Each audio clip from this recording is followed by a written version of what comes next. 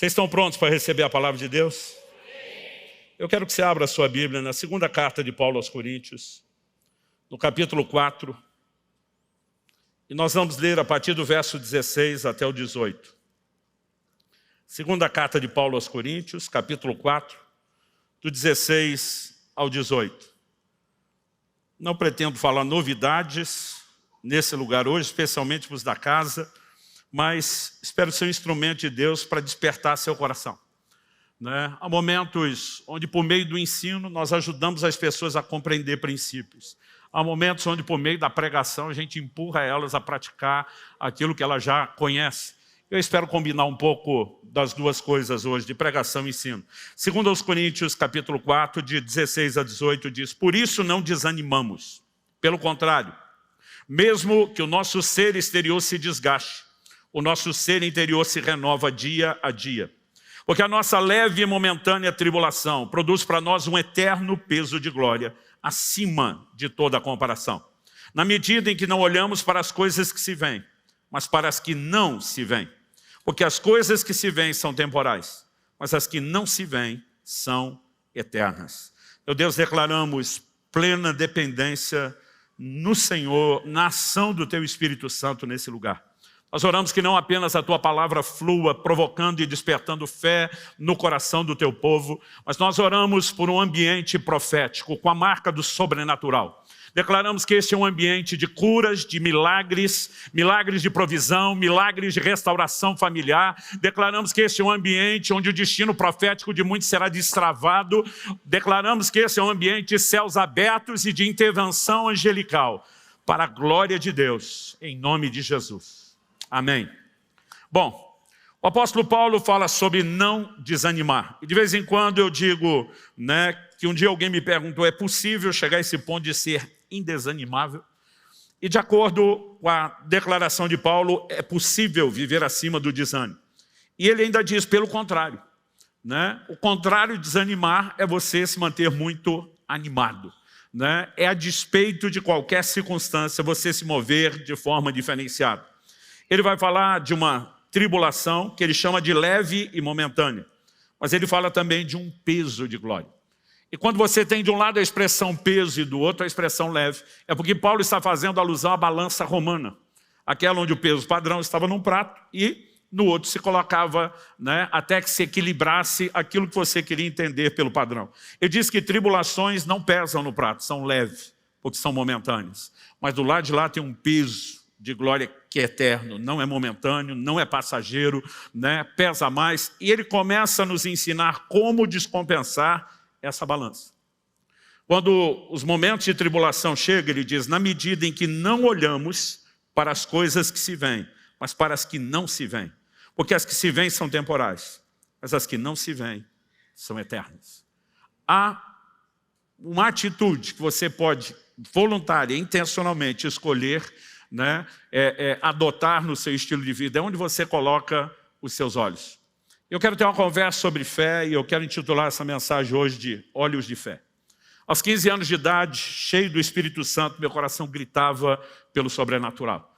Encontrava dentro de mim, em algum lugar, encontrava assim aquela harmonia, aquele coro com grito de Gideão, que é feito das maravilhas que nos contaram nossos pais. Eu era aquele tipo de gente que eu amava ler história de avivamento, biografia dos homens e mulheres de Deus que tiveram experiências com o Senhor, mas eu dizia, Senhor, eu não quero viver só da história do passado e da história dos outros. Eu quero experimentar na minha vida aquilo que o Senhor pode. O Senhor não mudou, o Senhor ainda é o mesmo. Ainda que as experiências não sejam exatamente iguais, eu posso ter as minhas próprias, que outros também não vão ter, e eu tinha uma fome por isso. E eu fui muito despertado por um livro, que eu parei de contar quantas vezes eu li, na de número 17. Com certeza eu li mais de 20 vezes esse livro, chamado Vinho Novo é Melhor. É a biografia de um sul-africano chamado Robert Tom. E até hoje, a publicação de décadas da Editora Vida tem na contracapa a mesma chamada. Essa é a história de um homem que viu o invisível, acreditava no incrível e recebia o impossível. Eu lembro que um dia alguém falou, olha, parece que você tem uma fome por milagre, leia esse livro, e aquilo me provocou. Eu comecei, de alguma forma, buscar esse caminho. Eu sabia que as manifestações do Espírito Santo são essenciais na nossa vida e em certos ambientes, mas eu descobri que quando você aprende a se mover em fé, você não depende de ter um ambiente profético, você não depende de ter uma pessoa ungida movendo nos dons, você pode acessar diretamente a fonte e trazer o sobrenatural para a sua vida. E eu sei que esse é um ambiente profético e do fluir dos dons, onde muita coisa vai acontecer. Mas você pode ver o da direita receber, o da esquerda receber, o da frente receber, o de trás receber, e você ficar se questionando, e comigo? Mas se não acontecer nesse ambiente, você pode sair daqui também com o coração não só cheio de fé, mas de entendimento de como você pode acessar o sobrenatural para si mesmo. Então eu comecei a aprender bem cedo a importância de andar em fé. O que o apóstolo Paulo está falando aqui é sobre fé. Se você olhar, por exemplo, o verso 13, nós começamos a ler no 16. No 13 ele diz, tendo, porém, o mesmo espírito de fé, como está escrito, eu criei, por isso falei, também nós cremos e por isso também falamos.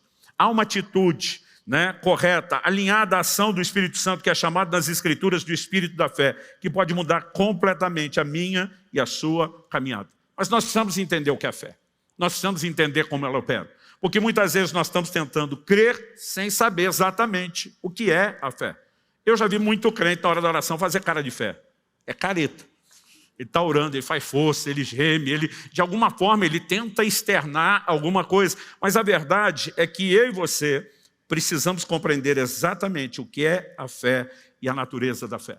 Em Hebreus, no capítulo 11, no verso 1, nós temos uma das melhores definições de fé que a própria Escritura apresenta. A fé é a certeza das coisas que se esperam e a convicção das coisas que não se veem. Você pode repetir comigo? Diga, convicção das coisas que não se veem. E 2 Coríntios 5:7, o apóstolo diz, visto que andamos por fé e não por vista. Aliás, ele está falando isso logo depois, a gente lê os últimos versículos do capítulo 4, logo depois ele vai de novo falar de fé, assim como falou antes. E diz, visto que andamos por fé e não por vista. Eu aprendi, baseado nessas declarações principais de fé, que a fé é um passo no escuro, que você não precisa enxergar nada. Mas à medida que o tempo passava e eu ia estudando a Bíblia, eu comecei a entender, eu falei, não, a fé não é um passo no escuro. A fé parece um passo no escuro para quem está nos assistindo dar o passo de fé. Quem dá o passo de fé sabe exatamente aonde está pisando. E ele enxerga o que os outros não estão enxergando. Então, se por um lado a Bíblia fala que fé é a convicção do que não se vê, por outro lado, eu e você precisamos entender o que a palavra de Deus diz a respeito de Moisés. Em Hebreus capítulo 11, verso 27, a Bíblia diz que Moisés ficou firme como quem vê o invisível. Ou seja, a fé, ela ignora a visão natural das coisas e ela tem a sua própria visão. É por isso que eu quero usar aqui a expressão olhos de fé. O apóstolo Paulo está falando de uma escolha, não atentando nós nas coisas que se veem com o olho natural, mas atentando naquelas que não se veem. A palavra atentar aqui, ela significa literalmente fixar os olhos, colocar, ajustar seu foco. Aliás, a NVI traduziu isso. Não fixando os olhos nas coisas que se veem, mas sim naquelas que não se veem. Ué, se não se veem, como é que nós fixamos os olhos? Não são os olhos naturais, são os olhos da fé. E eu e você precisamos entender exatamente como isso funciona. Porque muitas vezes as pessoas estão pensando, não, Deus está me chamando a não enxergar nada. Não, Deus está te chamando a enxergar algo diferente do que os seus olhos naturais veem. E essa é a natureza da obra da fé. A fé tem uma confissão, a fé tem obras, mas a fé também tem uma visão. E eu quero que você vá comigo para o livro de Gênesis, no capítulo 15. A Bíblia se refere várias vezes a Abraão como sendo o pai da fé. O Novo Testamento apresenta isso. Paulo, escrevendo aos Romanos, escrevendo aos Gálatas, ele vai falar a respeito de Abraão como pai da fé. Na verdade, em Romanos, no capítulo 4, ali nos versos 11 e 12, a Bíblia diz que Abraão deixou pegadas de fé, ou seja, um modelo para que eu e você possamos seguir. Então, Abraão, ele não apenas é uma boa referência. Nós podemos olhar para ele da perspectiva do Antigo Testamento e dizer que ele é a referência, e não apenas uma boa referência sobre o que é andar em fé. E a Bíblia nos mostra um momento onde Deus fala com Abraão. Abraão tinha uma promessa. O tempo está passando e as coisas não estão acontecendo. Quantos já descobriram que a maior parte das promessas de Deus não são instantaneamente cumpridas? Quem já percebeu na prática? E a Bíblia começa, Gênesis capítulo 15, a partir do verso 1, dizendo assim, depois desses acontecimentos, A palavra do Senhor veio a Abrão numa visão, dizendo, não tenha medo, Abrão, eu sou o seu escudo e lhe darei uma grande recompensa. Verso 2, Abrão respondeu, Senhor Deus, que me darás, se continuo sem filhos? Tipo, o que o Senhor falou não cumpriu ainda. E o herdeiro da minha casa é o Damasceno Eliezer. Então, Abraão continuou, tu não me deste descendência, um servo nascido na minha casa será o meu herdeiro. Eis que a palavra do Senhor veio a ele. Diga comigo, a palavra do Senhor veio a ele. Gente, o fundamento da fé é a palavra de Deus. Romanos 10:17 diz que a fé vem por ouvir e ouvir a palavra. Tem muito crente frustrado, dizendo, eu tentei crer, mas ele inventou o que ele queria crer. Ele não teve uma fé despertada pela palavra de Deus. Nem pela palavra escrita e nem tampouco, às vezes, por uma palavra específica, personalizada, profética, como a que Deus trouxe para Abraão. Abraão não tinha uma Bíblia na mão para ler. Mas quando a palavra de Deus vem a ele, qual era? Verso 4. Eis que a palavra do Senhor veio a ele dizendo, este não será o seu herdeiro, pelo contrário, aquele que será gerado por você, esse será o seu herdeiro. E a partir do momento que Deus dá essa palavra, olha a didática que Deus aplica com Abraão. Verso 5, então o Senhor levou para fora e disse, olhe para os céus, conte as estrelas, se puder contá-las. E disse, assim será a sua posteridade. E o verso seguinte diz, Abraão creu no Senhor. Isso lhe foi atribuído por justiça. Durante muito tempo esse texto me gerou uma crise. Porque eu pensava, se a fé é a convicção do que não se vê, por que é que Deus está tentando colocar uma imagem diante de Abraão? Por que Deus diz, sai da tenda contar as estrelas, se é que você pode contá-las? E durante muito tempo eu pensava, bom, Deus quer trazer um paralelo de que assim como Ele está vendo isso, Ele pode vislumbrar outra coisa. E demorou muito para eu perceber um detalhe. E eu quero que você olhe comigo a sequência. O verso 6 diz que Abraão creu no Senhor, isso lhe foi atribuído por justiça. Deus continua falando, verso 7, o Senhor diz também, eu sou o Senhor que o tirei de Ur dos Caldeus, para lhe dar essa terra como herança. Mas Abraão perguntou ao Senhor, como saberei que vou herdar essa terra? O Senhor respondeu, traga-me uma novilha, uma cabra, um cordeiro, cada qual de 3 anos, uma rolinha e um pombinho. Quando você só lê o verso 9, pode parecer que Deus está pedindo só um sacrifício. Quando você lê o verso 10, você entende que o que está acontecendo aqui, na cultura dos povos antigos do Oriente, é um ritual de aliança. Olha o que diz o verso 10. Abraão trouxe todos esses animais, cortou-os pelo meio e pôs as metades uma diante das outras. Esse é o detalhe, cortar pelo meio, colocar as metades uma diante da outra. Em Jeremias 34:18, Deus diz assim, farei com os homens que transgrediram a minha aliança e não cumpriram as palavras da aliança que fizeram diante de mim, o mesmo que eles fizeram com o bezerro que cortaram ao meio para passar entre as duas partes. Quando você vê o profeta Jeremias falando da parte de Deus, o rito de aliança, Deus está dizendo, eles cortaram, andaram entre as partes e não cumpriram, eu vou fazer com eles a mesma coisa. Eu vou romper a minha aliança porque eles não sustentaram a deles. Evidente que isso era um rito de aliança. Então, o verso continua e diz assim, as aves, porém, não cortou pelo meio. 11. Aves de rapina desciam sobre os cadáveres, porém Abraão as enxotava. Ele está tentando preservar o cenário. E ele diz, eu vou entrar numa aliança com Deus nesse lugar. Agora olha o verso 12. Ao pôr do sol, um profundo sono caiu sobre Abrão, e grande pavor e densas trevas tomaram conta dele. Daqui para frente Deus vai falar sobre o futuro. Como a descendência dele iria peregrinar na terra do Egito, como levariam 400 anos numa condição até mesmo de escravidão para depois saírem. Mas eu quero chamar a sua atenção para o início do verso 12. Quando foi que um profundo sono caiu sobre Abraão? O que está escrito aí? Ao pôr do sol. Significa que Abraão está cortando os animais, colocando diante de Deus durante o dia. Não anoiteceu ainda. Aliás, depois que escureciam, eles não tinham muita atividade. Isso significa o quê? Que pouco tempo antes, quando Deus está dizendo para Abraão, sai da sua tenda, olha as estrelas do céu, é dia e não noite. Quando ele sai, não tem estrelas se vêem com os olhos naturais. Mas ele sabe, pela lembrança da noite, que as estrelas aparecem até em lugares certos. Deus está dizendo, olha as estrelas. Deus está ensinando Abraão a andar em fé. Ele está dizendo, você pode enxergar o que ninguém está enxergando. Eu estou te dando uma palavra. Nesse momento você está enroscado na realidade natural. Eu não tenho descendentes. O meu herdeiro será o meu escravo. Deus diz, não, eu tenho te prometido um descendente. Você terá um descendente. Essa descendência vai multiplicar. Enxergue o que eu estou falando. Olhos de fé significa você visualizar a materialização da promessa antes de que aquilo que Deus prometeu tenha se concretizado. Normalmente nós não vamos entrar no lugar daquilo que Deus tem falado se não passarmos por esse processo. É bonito olhar para Abraão e chamá-lo de o pai da fé. Mas como eu disse, Romanos 4,12 diz que ele deixou pegadas de fé. E há momentos onde eu e você vamos ter que sair de dia da nossa tenda. A ideia é sair da tenda, todo mundo imagina, de noite está dormindo. Mas às vezes o sol durante o dia era tão insuportável que eles precisavam de abrigo e de sombra. Alguém outro dia falou, mas a conversa pode ter começado de manhã, porque essa turma acordava antes do nascer do sol. Falei, é verdade. Mas não há nada no texto que deixe isso explícito. E toda a dinâmica me faz acreditar em algo que eu não preciso pregar como doutrina. O que aconteceu com Abraão pode ser só um exemplo. A gente pode tratar isso como possibilidade. Mas quando você olha para as Escrituras, é um fato. Nós precisamos aprender a enxergar aquilo que Deus falou e ainda não se materializou. E normalmente você enxerga primeiro para materializar depois. Qual era a crise de Tomé?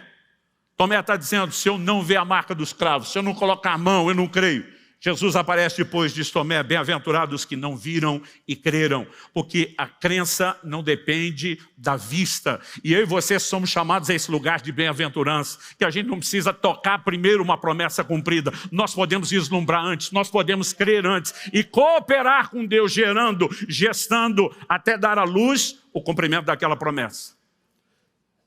Nós somos chamados a andar em fé, e isso é um privilégio. Alguns acham complicado. Eu acho emocionante poder cooperar com Deus. Eu acho emocionante poder andar de mãos dadas com Ele, vendo histórias após histórias, onde eu e você podemos mudar as circunstâncias. Agora, o que eu e você vamos precisar entender? A fé tem uma visão. Quando a Bíblia fala do próprio Abraão, vamos lá para Romanos, a releitura que o apóstolo Paulo faz a respeito do patriarca. Romanos capítulo 4, de 19 a 21. Começar no 18. Abraão esperando contra a esperança, creu. Diga comigo, esperando contra a esperança. Creu. Não, vamos botar vontade nesse creu aí, gente. Esperando contra a esperança. Creu. Para vir a ser o pai, não só de uma pessoa, não só de um herdeiro, pai de muitas nações, segundo lhe havia sido dito, assim será a sua descendência. A fé, ela se fundamenta numa palavra de Deus, lembre disso. E o 19 diz, e sem enfraquecer na fé, levou em conta seu próprio corpo já amortecido, tendo ele quase 100 anos, e a esterilidade do ventre de Sara. Não duvidou por incredulidade da promessa de Deus, mas pela fé se fortaleceu, dando glória a Deus, estando plenamente convicto de que Deus era poderoso para cumprir o que havia prometido. Abraão olhava para o seu corpo e o corpo dizia, já era, você não tem condições. Quando era novo já não pôde, porque sua mulher era estéril. Agora que você também tem um problema, está esperando algo acontecer. Abraão não ignora essa realidade. Ele não está dizendo isso aqui é mentira. Mas eles se apegam à verdade que é muito maior. Mas eu tenho a palavra de Deus. E uma promessa de Deus é o suficiente para mudar todas as coisas. Há sempre um intervalo entre a promessa de Deus e o seu cumprimento. Alguns às vezes não sabem lidar com a dinâmica do intervalo e enfraquece. A Bíblia diz que em vez de enfraquecer, ele se fortaleceu. Como? Dando glória a Deus.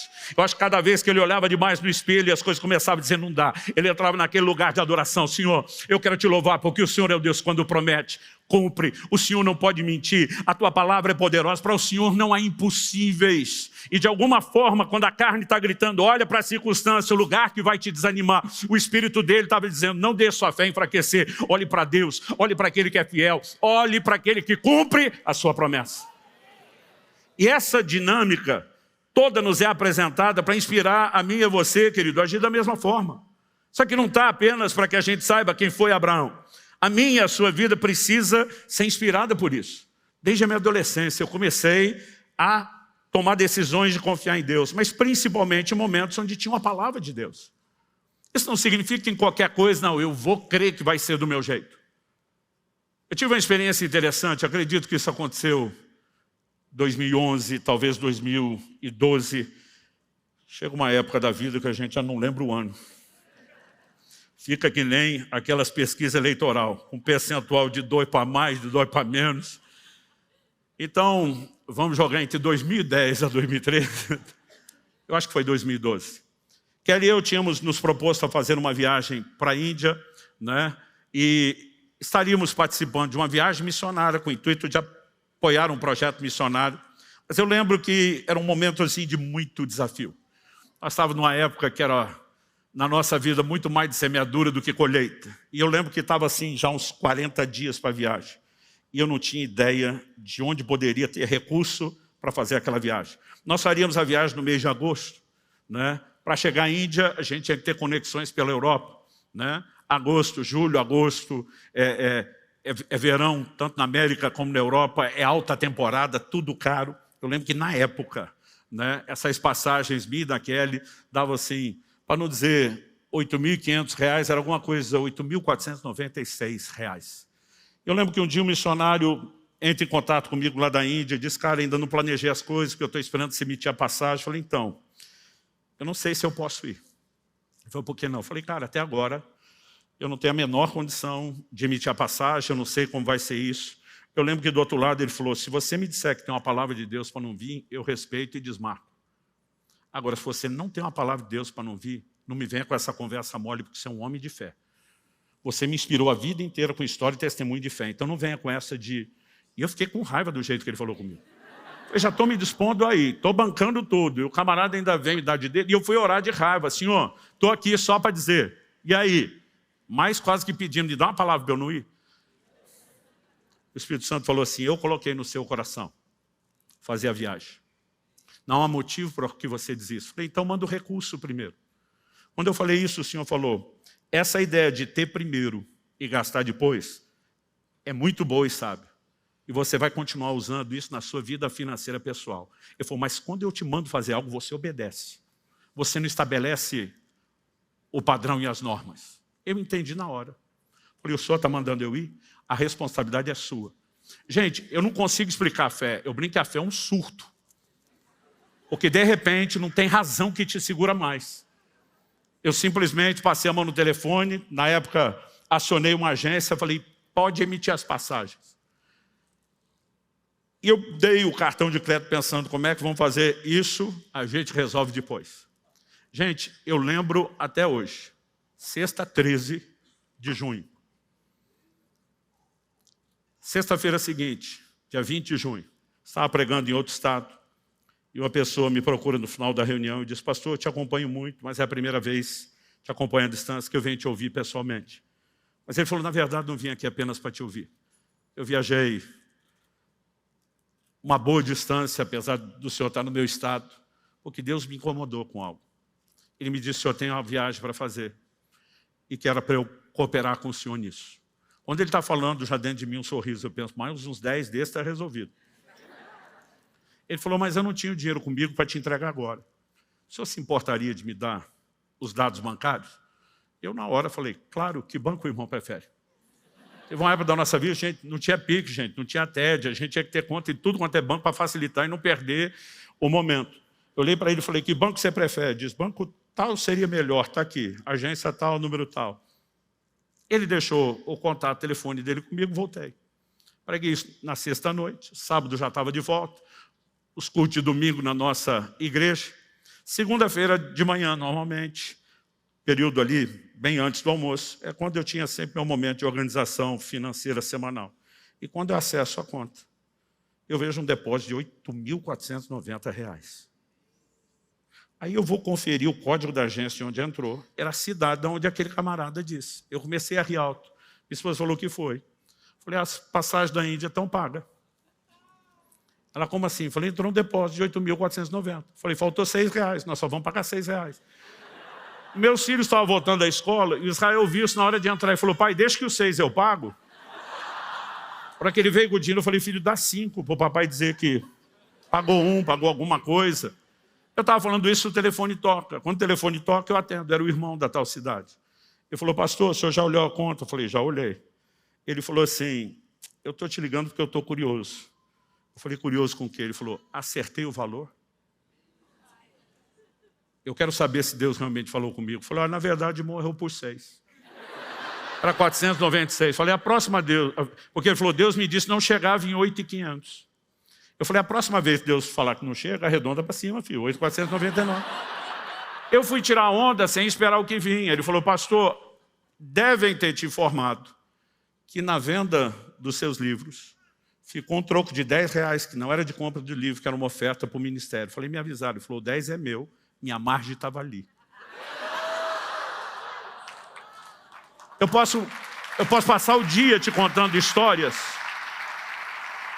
de ver circunstâncias sendo mudadas em algum momento onde você diz, eu não olho para a circunstância, eu vou olhar para aquele que tem falado, que tem prometido, que é fiel, que tem o poder de fazer o que ele quiser. Quando eu desliguei aquele telefone e emiti a passagem, falei para Deus, eu não te ajudo, se puder eu te atrapalho. Falei, eu podia lançar um desafio na igreja, eu tenho vários irmãos que cooperariam comigo, eu falei, eu não conto essa história para ninguém, eu não vou deixar que ninguém fique sabendo que eu preciso, e se eu puder, eu ainda atrapalho. Porque a fé, ela entra num lugar de convicção. Deus fará. A emoção é que você nunca sabe como e quando. E toda hora tem uma surpresa. Gente, eu acho emocionante andar por fé. Mas quando eu e você entendemos que a fé tem uma visão, isso faz toda a diferença. Você lembra de Números 13 e 14? 12 espias são enviados para observar a terra da promessa.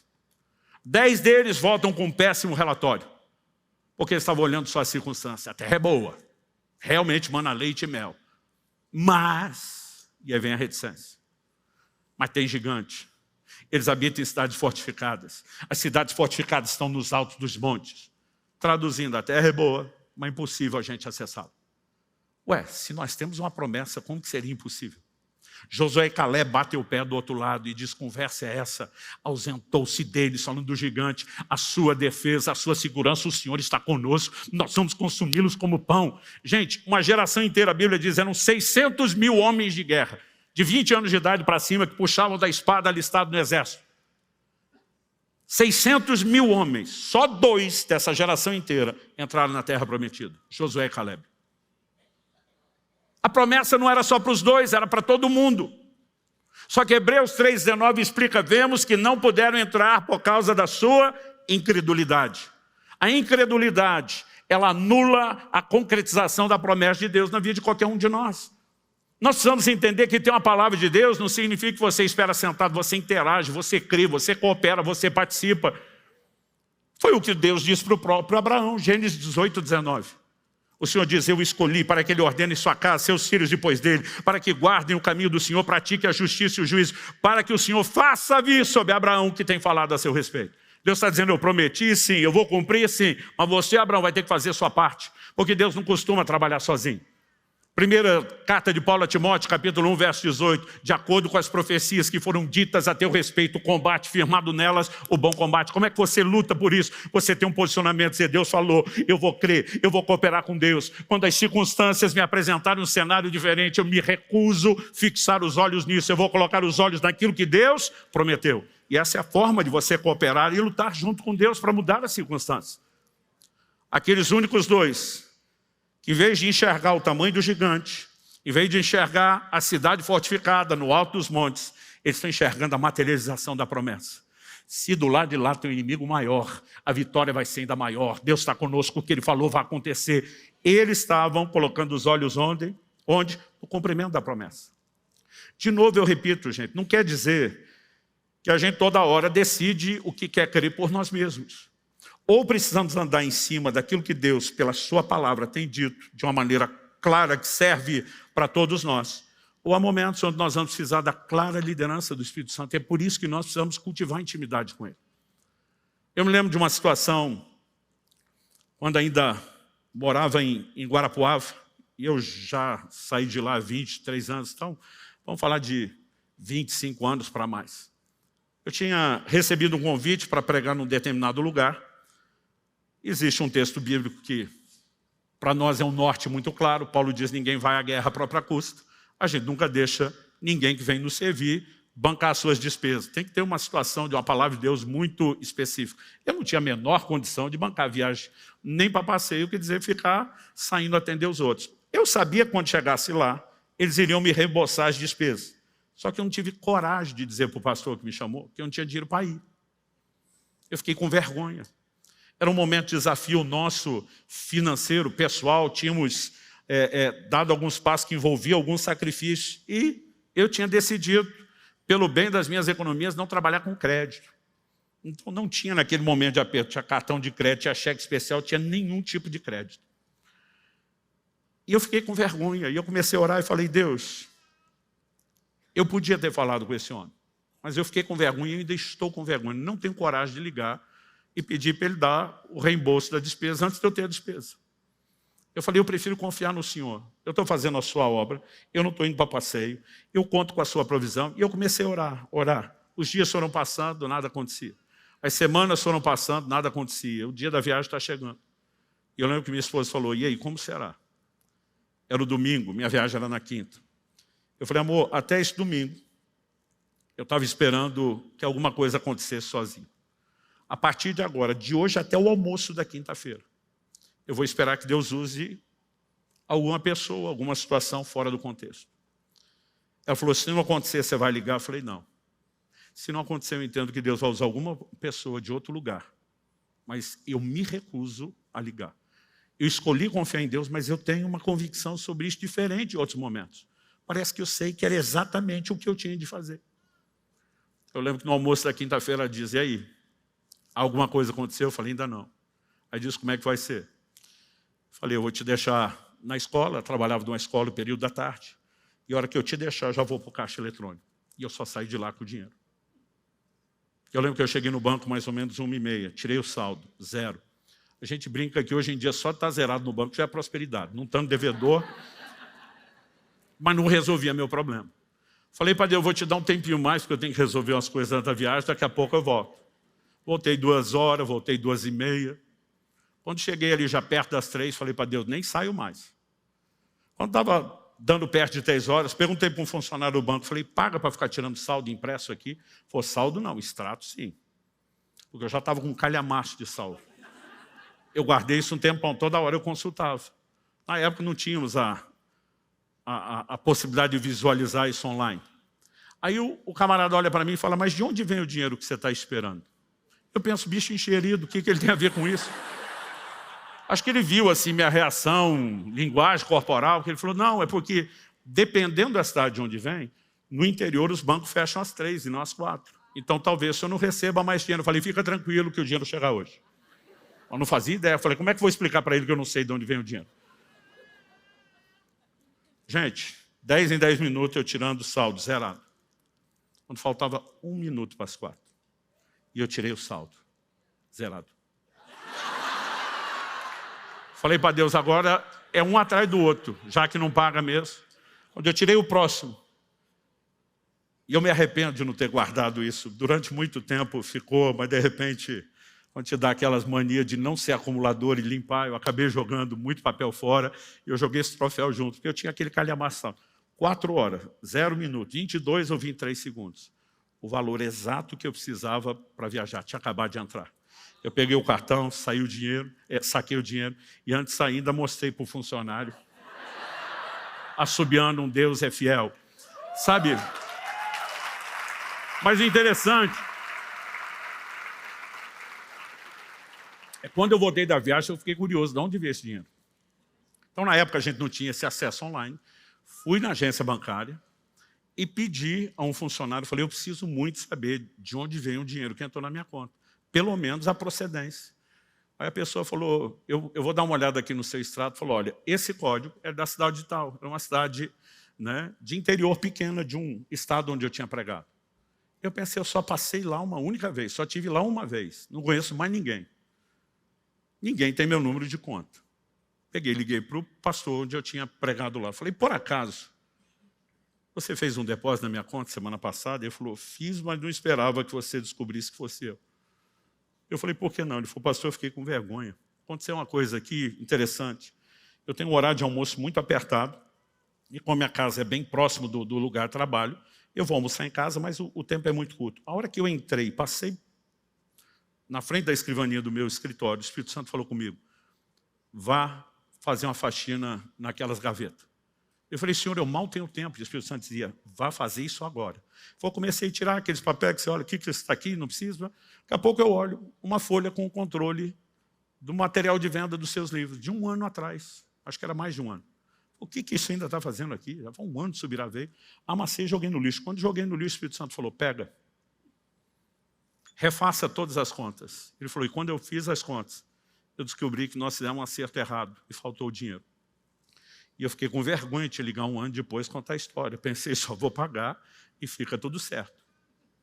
Como é que o senhor descobriu que fui eu? Falei, esse é um outro passo. Deixa eu te fazer outra pergunta. Na sua cidade o banco não fecha às 3?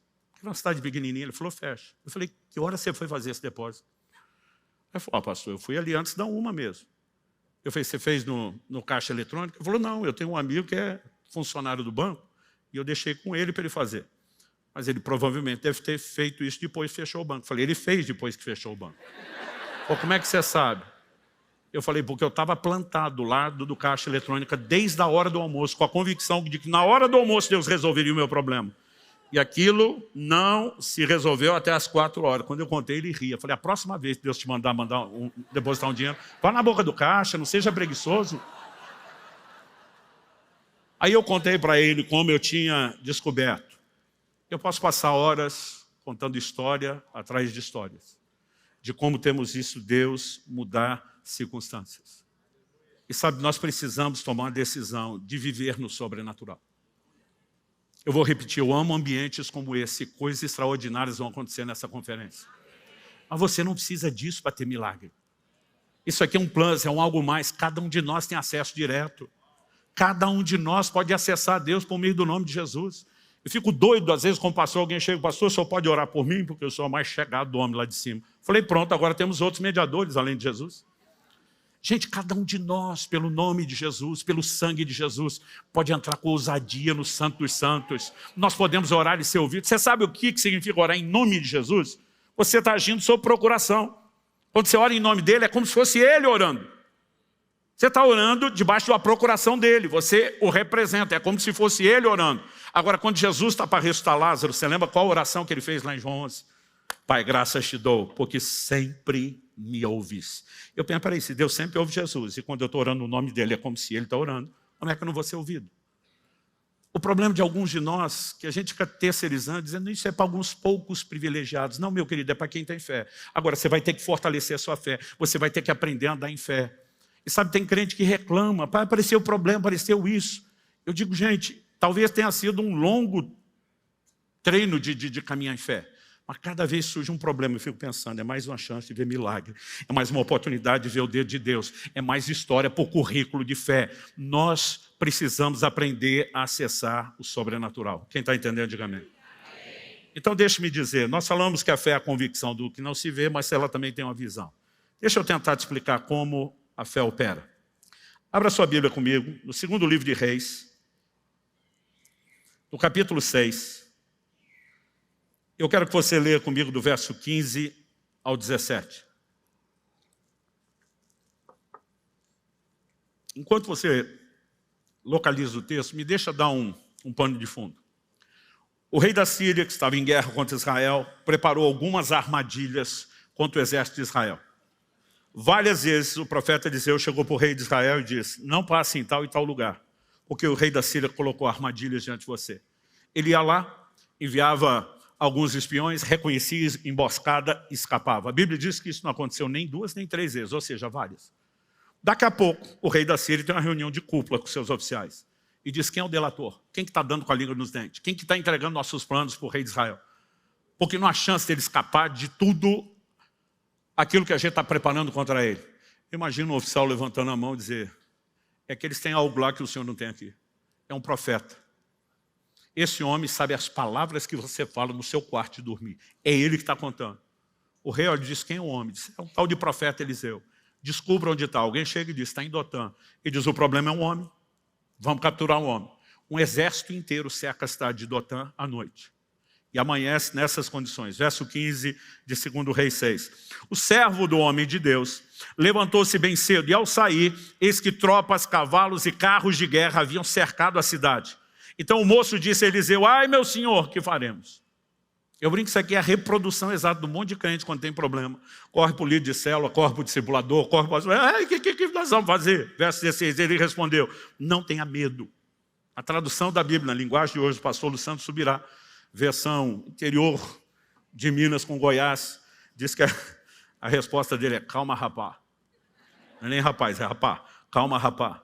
Ele diz, porque são mais os que estão conosco do que os que estão com eles. Eu imagino o moço do Eliseu olhando em volta, a cidade cercada, aquele monte de gente. Ele olha para o Eliseu, 1, 2, 2, 1. Aquela declaração de Eliseu não faz o menor sentido, porque Eliseu não está falando aquilo baseado nos olhos naturais. Eliseu está falando aquilo baseado no entendimento do plano espiritual. Verso 17. Eliseu orou e disse, Senhor, peço-te que abras os olhos dele para que veja. Que olhos?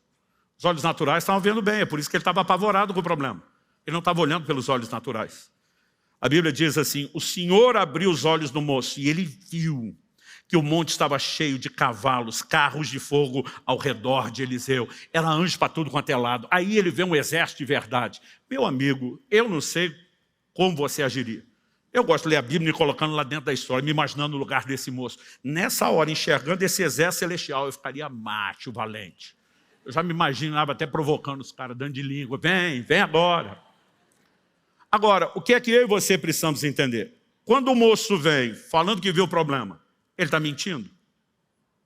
Não. Quando Eliseu diz, ei, fica tranquilo, porque em maior número são os que estão conosco do que os que estão com ele, Eliseu está mentindo? Não. Cada um está falando a verdade, mas cada um está falando a verdade de uma dimensão. O moço vem com a realidade de uma dimensão natural. Eliseu responde falando de uma dimensão espiritual.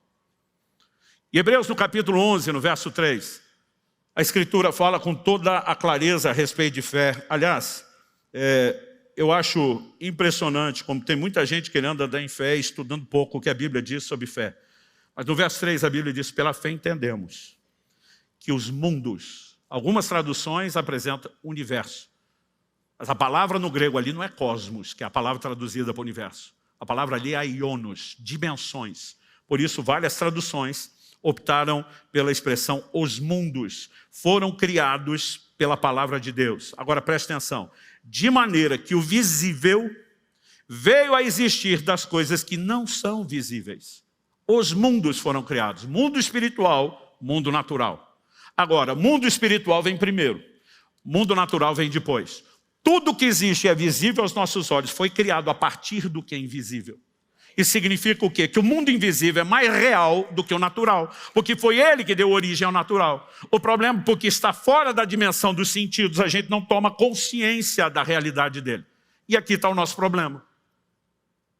Eu já vi muito pregador de fé tentando encorajar as pessoas, mas às vezes usando uma nomenclatura, uma linguagem errada. Essa enfermidade no seu corpo não é verdade, é mentira, porque a Bíblia diz outra coisa. Eu imagino o cara lá, mentira o quê? Está doendo. Eu que estou sentindo. Como que é mentira? Não é que é mentira, mas é uma realidade natural. Agora, essa é a única realidade a qual você está confinado a conviver? Não. Você tem uma outra realidade no plano espiritual, que são promessas de Deus. Eu sou o Senhor que te sara. Você tem declarações no plano espiritual que não precisam necessariamente estar em linha com o natural. Então, no livro de Romanos, o apóstolo Paulo vai dizer, seja Deus verdadeiro e todo homem mentiroso. Ele não está com isso querendo dizer que a realidade natural é mentirosa. Mas entre a natural e a de Deus, ele está dizendo, eu deixo a de Deus prevalecer, porque a realidade do plano espiritual, ela pode entrar e mudar o mundo natural. Agora, a realidade do mundo natural, ela não muda o espiritual. Às vezes ela nos bloqueia, ela nos impede de acessar, mas não muda a realidade do lado de lá. Então, olha o que Paulo estava falando em 2 Coríntios, o texto que nós lemos. Não fixando os olhos nas coisas que se veem, mas sim nas que não se veem. Ele diz, as que se veem são passageiras. Qualquer circunstância natural, gente, é sujeita a mudança, é temporal. Outra tradução, inclusive, diz isso, são temporais. Hoje você pode estar mais quebrado que arroz de terceira. Naquele estado se chama a mulher de meu bem, o banco confisca, de tão endividado. Amanhã você pode estar testemunhando como virou o jogo, virou a mesa e está nadando de braçada na provisão. Porque as circunstâncias mudam. Hoje você pode estar lutando com a condição de enfermidade, amanhã você pode estar testemunhando sua cura e restauração física. Hoje você pode estar diante de um problema familiar e amanhã você pode estar contando a história de como Deus mudou isso tudo. Porque as circunstâncias mudam. Mas o inverso também é verdadeiro. Hoje tu pode estar nadando na grana e amanhã vai estar tendo que lidar com a escassez. Hoje você pode estar bem de saúde, amanhã vai estar numa batalha, né, buscando recuperação dela. Hoje a família pode estar bem, uma crise pode estar instalada amanhã. Porque qualquer circunstância, boa ou ruim, é transitória. Mas se ela é transitória, de ruim pode melhorar, se de melhor pode piorar, também pode depois inverter de novo. Isso aqui é instável. Agora, no plano espiritual, nós temos verdades absolutas. Porque aquilo que Deus fala aquilo que Deus fala não muda. Então, qual é o grande segredo da operação da fé? Eu gosto de dizer que a fé é uma espécie de portal entre os dois mundos. E aí você está aqui no mundo natural. E você, em vez de começar a olhar só essa realidade, você ativa a fé. E pela fé um portal se abre. E você começa a enxergar a realidade do lado de lá. Mas a fé não te dá apenas a capacidade de enxergar além do portal. Ela te permite passar pelo portal, agarrar a realidade do plano espiritual do lado de cá, trazê-la pelo portal e suplementar sobre o natural e mudar a realidade do reino natural. Aquele moço chega e diz, a situação está ruim. Eliseu diz para você que só está vendo natural. E aí Eliseu diz, Senhor, abre os olhos desse menino. Ele nunca vai entender se ele não vê aquilo que eu estou vendo. Deixa eu te dizer, pessoas que mudam realidade são pessoas que enxergam o que os outros não estão enxergando. Agora, nós precisamos estar afinados com Deus. Seja olhar para a palavra no momento de crise, ou seja, buscar de Deus uma palavra e uma direção no momento de crise, porque isso será o fundamento da nossa fé. A gente não vê milagre, é pelo que você fala, eu quero viver milagre hoje, eu decido viver milagre hoje. Não, tem algo que impulsiona a sua fé, é uma palavra de Deus. Então, em momentos de crise, a gente não tem que ser emocional. Mesmo em momentos onde talvez precisamos de respostas contundentes, você não pode reagir só de forma emocional. A Bíblia diz que Jesus chega em Jerusalém, dá uma olhada no templo, vê, examina tudo, vai dormir. No dia seguinte, ele volta com a zorrague para virar a mesa dos cambistas. Ele não fez isso no impulso emocional. E ele volta com a palavra de Deus, está escrito. Minha casa será casa de oração, vocês transformaram num covil. Ele pensou, ele raciocinou, ele refletiu. E vamos lembrar que ele está agindo como homem. E ele vem baseado, posicionado. Eu vou andar na palavra de Deus. É assim que funciona. O apóstolo Pedro com os demais apóstolos estão no meio de uma tempestade. O negócio está feio. A Bíblia diz que eles saíram antes de anoitecer. Então tem que ser antes das 6. A Bíblia diz, na 4ª vigília da noite, Jesus vem ao encontro deles. A noite tinha 4 vigílias, às 12 horas da noite, de 3 horas. Primeira vigília, das 6 às 9. Segunda vigília, das 9 à meia-noite. Terceira vigília, da meia-noite às 3. Então Jesus vem em algum momento entre 3 e 6 da manhã. Pode ter sido 3h30, pode ser 4, 4h30, 5h30. Então eles estão no mínimo 9 horas remando. E o pior, só chegaram na metade do lago, que era tão grande que eles chamavam de Mar da Galileia. 11 quilômetros de distância, o ponto da travessia lateral. O ruim de estar na metade é que se você desistir, você tem o mesmo trabalho do que continuar. Mas a Bíblia diz que Jesus vem andando sobre as águas. Agora imagina, gente, noite de chuva, não é noite de lua, de estrelas, é noite escura. O que clareia de vez em quando é um relâmpago ou outro. Então está aquele negócio escuro. Daqui a pouco, entre uma relampeada e outra, alguém vê um vulto andando em cima da água. Qual seria a sua reação? A maioria de nós já estaria dizendo, está amarrado em nome de Jesus. O sangue de Jesus tem poder. A Bíblia diz que eles gritaram apavorados, dizendo, é um fantasma. Você já percebeu que a maioria de nós está sempre esperando notícia ruim? O telefone toca de madrugada, o coração dispara. Porque tem que ser tudo menos uma coisa boa. E no momento que a turma começa a gritar, Jesus diz, não tema, sou eu. No momento Jesus diz, sou eu, o Pedro, sempre o Pedro. Que fala pensando e pensa falando. Diz para Jesus, se és tu, manda-me ter contigo. Jesus diz, vem. As pessoas dizem que Pedro andou sobre a água. Isso é uma maneira muito simplista de dizer. Pedro andou sobre a palavra do Senhor Jesus. Pedro sabia que não podia pisar na água. Ele falou, mas se é o Senhor, se você que é o meu Senhor se move por cima das tempestades, dos problemas da vida, eu fui chamado para andar com você, para seguir o seu modelo, para seguir o seu padrão. Eu quero me mover por cima também. Então me chama. Jesus diz, vem. Por que ele não sai o tempo todo dizendo vem? Está procurando alguns corações que se inspirem, que estejam cansados de viver. Eu vou viver só o natural, agarrado no barco. Curioso é que todo mundo só fala da incredulidade de Pedro. Porque Pedro afundou. Eu digo, meu amigo, Pedro andou 2 vezes sobre a água. A ida e a volta. Porque quando ele está indo, a Bíblia diz que ele tira os olhos de Jesus e começa a olhar para o tamanho da onda e a força do vento. Eu gosto de dizer que fé é olhar para Jesus na hora da tempestade. Mas incredulidade é olhar para o tamanho da onda e para a força do vento na hora da tempestade. Quem fica olhando para o problema não vai conseguir ter fé. Quem olha para o Senhor, quem olha para aquilo que Deus falou, algo vai mudando dentro dele e ele começa a enxergar além daquele cenário. É como se um portal abrisse e permitisse você enxergar além, ver depois o que é que está vindo. E você está lá vislumbrando a materialização da promessa. Alguém um dia falou para mim, você é muito empolgado com o futuro. Estávamos falando lá atrás. De quando dizíamos, seríamos milhares de pessoas, que tocaríamos nações e veríamos a ação de Deus. E quem nos chamava de doido, de maluco, de empolgado, de megalomaníaco. Mas dizia, o senhor é um pouco empolgadinho. Eu lembro que eu falei para um, usando a frase que eu ouvi de alguém, nem lembro quem. Eu falei, eu vi o futuro, gostei do que vi e decidi viver lá antes de chegar lá. Sabe, a fé é isso. Você enxerga aquilo que Deus vai mudar e você começa a ser norteado por aquilo. Você não só enxerga aquilo, você fala sobre aquilo. Deus diz para Abraão, estou mudando o seu nome, a partir de agora você é pai de nações. O cara chega em casa e fala para a mulher, Deus mudou meu nome. A partir de hoje você me chama de pai de nações. Não era pai de nenhum.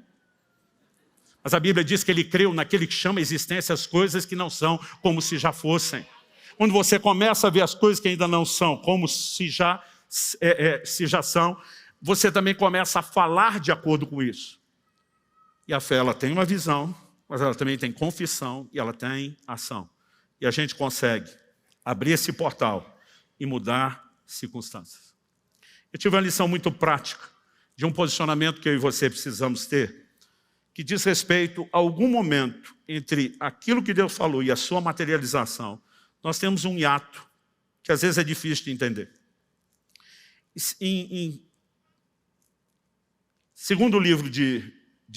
Primeiro livro de Reis, no capítulo 17, a Bíblia diz que o profeta Elias, ele está sendo cuidado por Deus de uma forma sobrenatural.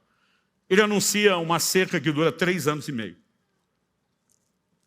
Junto com a seca, pela falta de chuva, não há colheita, vem escassez, vem fome. Ele está sendo perseguido, né, pelo rei Acabe e a rainha Jezabel, e Deus precisa escondê-lo. E no verso 3 de 1 Reis 17, Deus diz, saia daqui, vá para o leste. Esconda-se junto ao ribeiro de Querite, nas imediações do Jordão. Eu disse, esconde, vai salvar a sua vida.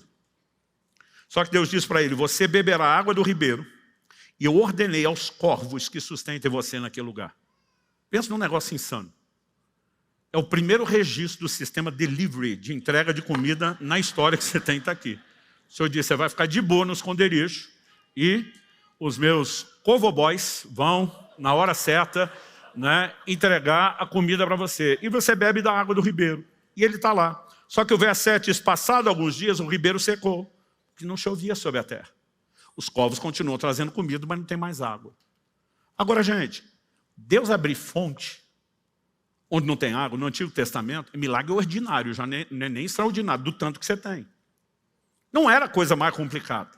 No verso 8, a Bíblia diz, veio a palavra do Senhor Elias dizendo, levante-se, vá a Sarepta, que pertence a Sidom, fique por ali. Ali ordenei a uma viúva que dê comida para você. Ordenei. Não sei o que soa para você, mas na minha cabeça simplesmente está dizendo, está tudo certo e resolvido. Conjugação passada, pretérito. Já dei ordens. Eu, no lugar do Elias, sairia dizendo, está tudo resolvido. Ele chega e encontra a viúva. Mas quando encontra a viúva, descobre que a viúva tem condição de cuidar nem dela. A mulher explica para ele que é fazer a última refeição, tipo a saideira. Ela diz, olha, meu filho, vamos comer a última e depois disso nós vamos morrer. Mas Deus está dizendo, eu já ordenei. Quando Elias chega e vê que ainda não aconteceu nada, ele não bota em xeque o que Deus falou. Ele diz, não aconteceu ainda. Mas se está determinado por Deus, não tem chance de não acontecer. E só tem um jeito dessa mulher ser a fonte de provisão que Deus disse que ela seria na minha vida. Primeiro eu preciso empurrá-la para o milagre. E Elias chama essa mulher para fazer uma loucura. Ele diz, vai e faz o que você falou, o rango, a comida. Mas traz primeiro para mim, depois para você. E ele dá uma palavra, e ele diz para ela de uma maneira muito clara, né? No verso 14, porque assim diz o Senhor Deus de Israel, a farinha da panela não acabará, o azeite do jarro não faltará até o dia em que o Senhor fizer chover sobre a terra. Calcula-se que a vazão de água daquele ribeiro de Querite, em 6 meses sem chuva, já teria secado. Mas eram 3 anos e meio. Isso significa que ainda tinha 3 anos de seca pela frente. Vamos supor que alguém errou a conta, 2 anos e meio, 2. Deus estava anunciando um milagre de multiplicação contínua. Só quando Elias chega, não tem nada. Mas ele tem uma palavra de Deus, eu ordenei a viúva. Então, se está ordenado, já está provisionado, decidido, resolvido no plano natural. O negócio é só materializar, escoar para o lado de cá. Você lembra quando Josué, capítulo 3, Deus fala para Josué que na hora de atravessarem o Jordão, os sacerdotes iriam carregando a arca primeiro. Eu não sei se você lembra dos detalhes do texto. Eu não quero ler o texto todo, mas eu acho que a gente pode dar uma olhadinha em Josué no capítulo 3 e no verso 8. Olha a instrução de Deus. Portanto, você dará uma ordem aos sacerdotes que levam a arca da aliança, dizendo: quando chegarem às margens das águas do Jordão, parem ali. Então Josué disse aos filhos de Israel: venham cá, ouçam as palavras do Senhor. Ele falou: vocês vão saber qual é a aliança que o Senhor fez com vocês. No verso 11 ele diz: eis que a arca da aliança do Senhor de toda a terra vai passar o Jordão na frente de vocês. 13. Quando as plantas dos pés dos sacerdotes que levam a arca do Senhor, Senhor Deus, o Senhor de toda a terra, tocarem as águas, elas serão cortadas. A saber, as águas que vêm de cima se amontoarão. Quando é que elas seriam cortadas? Quando os sacerdotes colocassem a planta dos pés nas águas. E aí lá vem os sacerdotes. E quando eles colocam a planta dos pés nas águas, Deus que prometeu cumpre o que ele prometeu. E ele cortou as águas. O problema é que a Bíblia diz que as águas foram cortadas numa cidade chamada Adã, 30 quilômetros acima do ponto onde eles estão passando. E no momento que eles botam a planta, Deus cortou. Só que ninguém viu nada. Eu imagino um sacerdote olhando para o outro. E deixa-me dar uma palavra para os líderes que estão presentes aqui. Não adianta você querer levar o povo para um lugar que você ainda não entrou.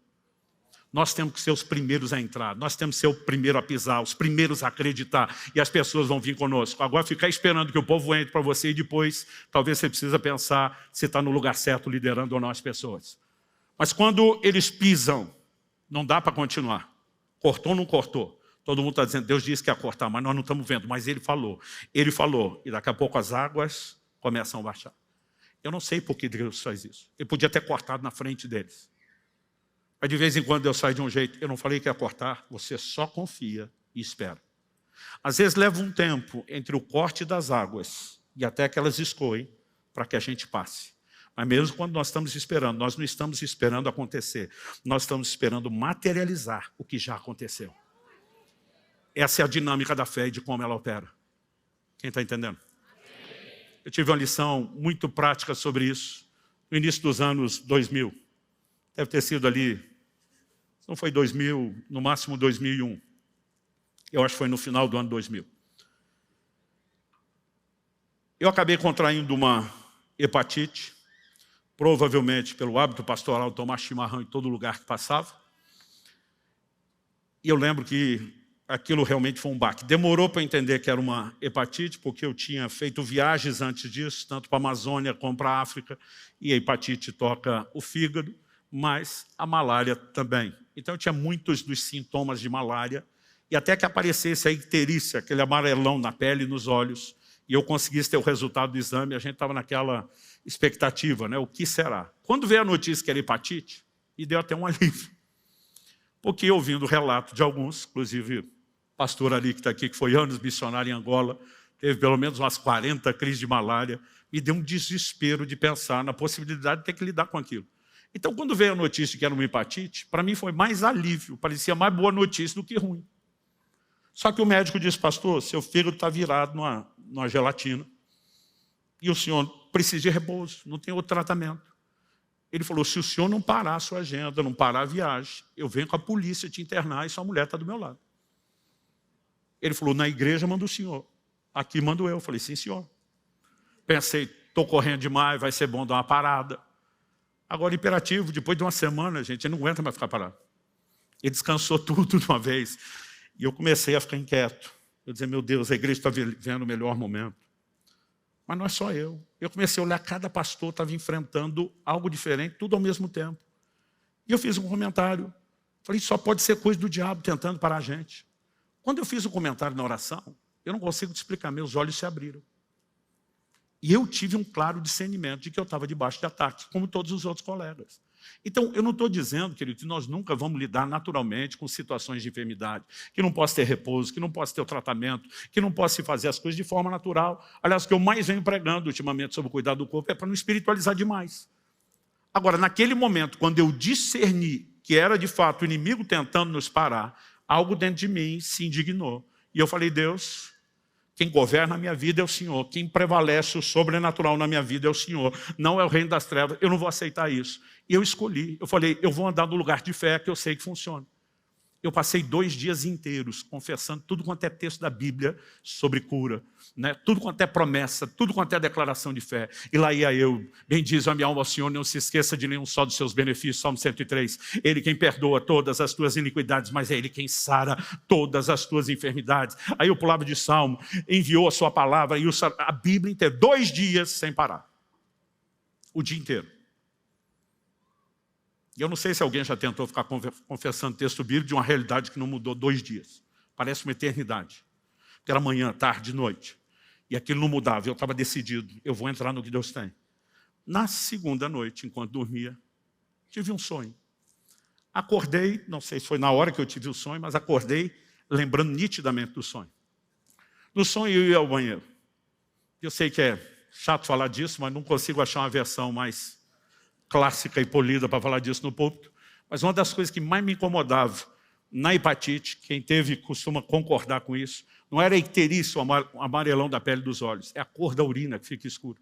E cada vez que eu urinava, eu olhava aquilo e dizia, estou tudo estragado por dentro. Era uma coisa horrível o sentimento. Só que no sonho, eu ia ao banheiro e observava a cor da urina que estava clara.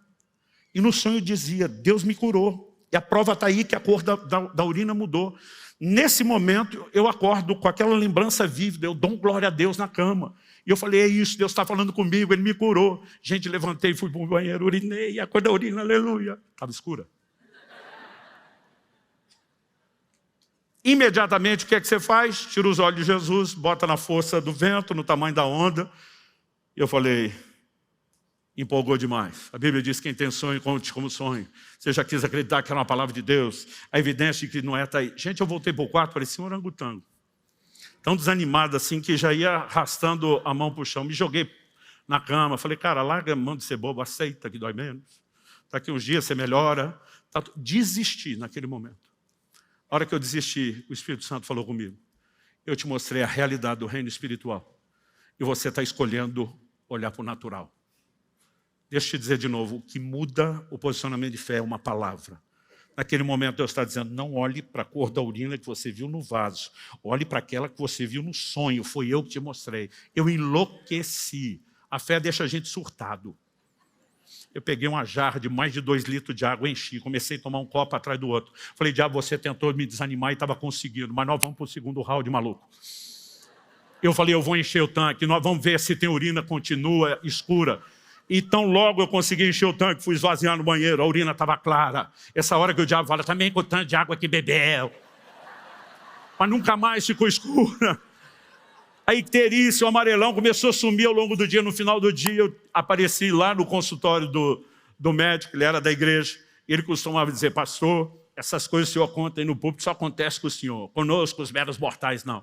E eu lembro que eu apareci, sabia exatamente o horário da última consulta, e avisei a secretária dele, não fala que estou chegando.